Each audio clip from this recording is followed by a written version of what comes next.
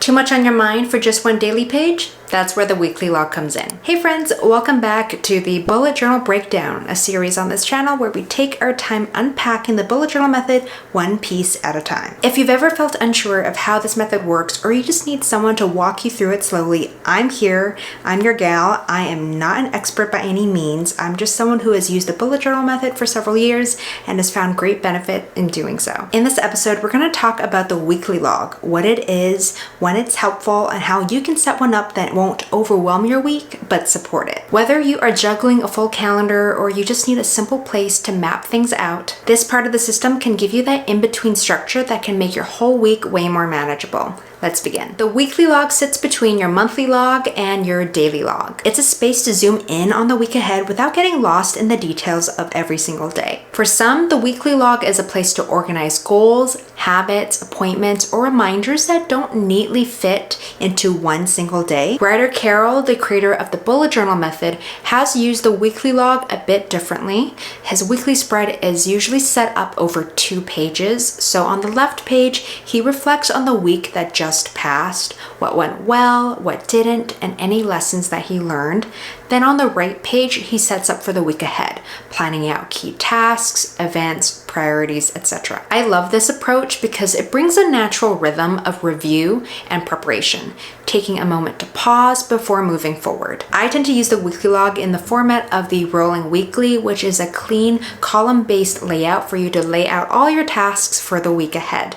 I have a video detailing that whole setup in the description box as well as in the cards, and this layout is actually based off of the Alistair method, which I also have a video on linked in the description box below. And while I'm doing a shameless plug-in here, I might as well mention that I have a video about weekly log spread setup, so you can check that out as well. Now I want to share some tips on how you can set up a weekly log for yourself. Number 1, keep it simple. Your weekly log doesn't need to be a work of art. It can be a straightforward list, or a clean block layout can be just right. Next, include space for notes or reflections. Even a small spot to jot down quick thoughts can be helpful. Do not feel pressured to use it every week. Sometimes you might just skip the weekly log because your life doesn't need it, or you might change the layout depending on how your week looks like. The bullet journal is totally flexible, so review each week as it comes and then adjust accordingly. And lastly, this is kind of connected to the tip before,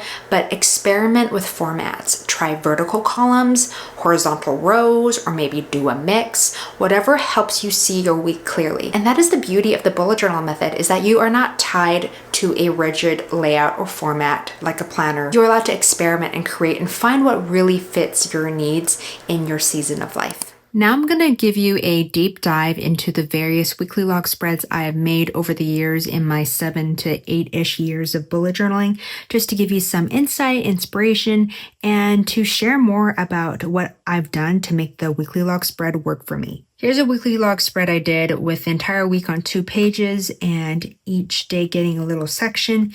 And also there's an area for notes, for extra to-dos. This page is super filled up. Usually I begin with an affirmation, I write some gratitude, then I write my tasks and 3 wins of the day. It's a lot of stuff crammed into one small section. It is hard to look at, but back then when I first started bullet journaling and I was starting to take it more seriously and I invested in a higher quality, more expensive notebook, I really wanted to make the most out of the real estate of the notebook, so I wanted to put as much stuff as possible on each page. Therefore, we have these kind of spreads where everything is jam-packed. But yeah, this is what I did for some time, especially when I was in school. It was really nice to be able to have a weekly layout so I could see my life in a week's scope. I did enjoy doing these spreads at the time, even though it is super chaotic. And it's because it's easy to set up. Like I just make my 2-page layout and then I was done for the week.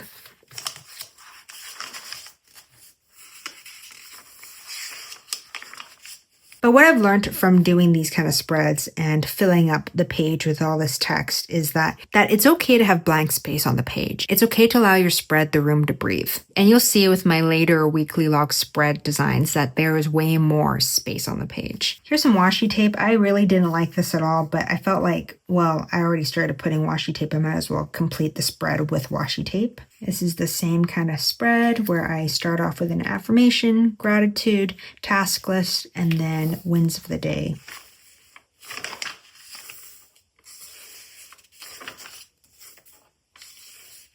Something you can do as a weekly log spread is combine your weekly and your dailies together. So what I did here is I made a weekly overview. So you could write down anything that you know is definitely happening on the specific day. And then you could expand on that in daily logs. My other layouts were all horizontal rows, whereas this one is each quarter of the page gets its own day. And now we move into the rolling weekly. So if you don't know what the rolling weekly is, it's a clean column-based layout where you have a running task list for the week. So you'll write down all of the tasks you have for the week ahead, and then you assign that task to its day. What I did differently with this rolling weekly is that I combined all the weeks of the month together. So you can see I start off on the 31st and I end on the 27th. Instead of doing just 1 week's worth of a rolling weekly and then going into my dailies, I decided to put all my weekly logs together so that there is some cohesion. The pros about this is that it's quite nice to look at. The cons about this is that I would have to constantly flip back and forth from my daily logs to my rolling weekly, depending on where I'm at in my notebook. Here is another example of a rolling weekly spread where I have more than just 1 week's worth of a rolling weekly. So I've got from the 1st to the 7th and then 8th to the 14th. Here's another rolling weekly. It is really satisfying to look at, to see all this stuff filled out.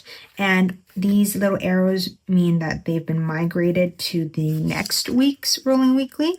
And as I said before, this isn't just a standalone thing. These spreads work in conjunction with my daily log spreads. This is where I really expand on what I have to do that specific day. This is more like a placeholder / dashboard for me to keep track of my running to-do list throughout the week.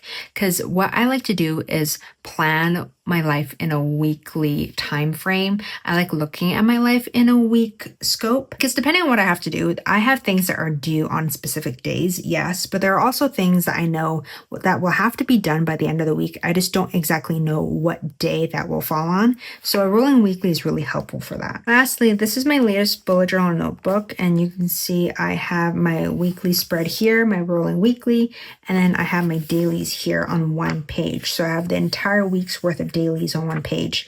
And that's because I only limited myself to writing the top 3 priorities of each day so that everything is clear and succinct and compact and easy to look at.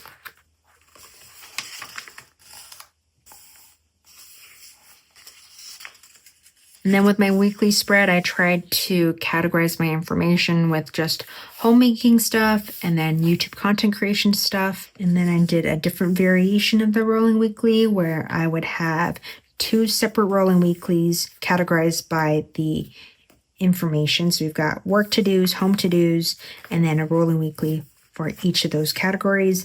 And then at the bottom is where I would put my daily logs. So that's where I'd write what I had to do each day based off of what I had placed on the rolling weeklies. You can see that over time, I more or less stuck to what I really enjoyed doing, which is a rolling weekly, but I made tweaks here and there depending on what I needed.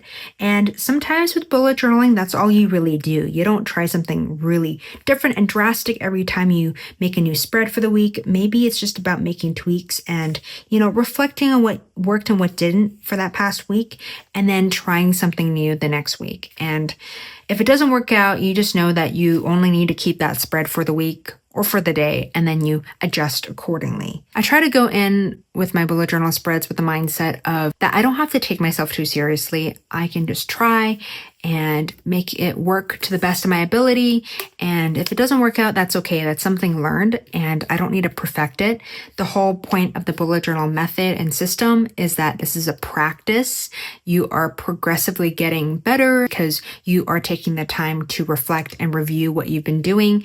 And you're also reflecting on who you are too. So I guess this is a gentle reminder, even though this is a side tangent, is that don't take yourself too seriously. You don't have to figure it all out. You can see that from over the many years of bullet journaling I've done is that I've never stuck to one layout specifically. It's always changed.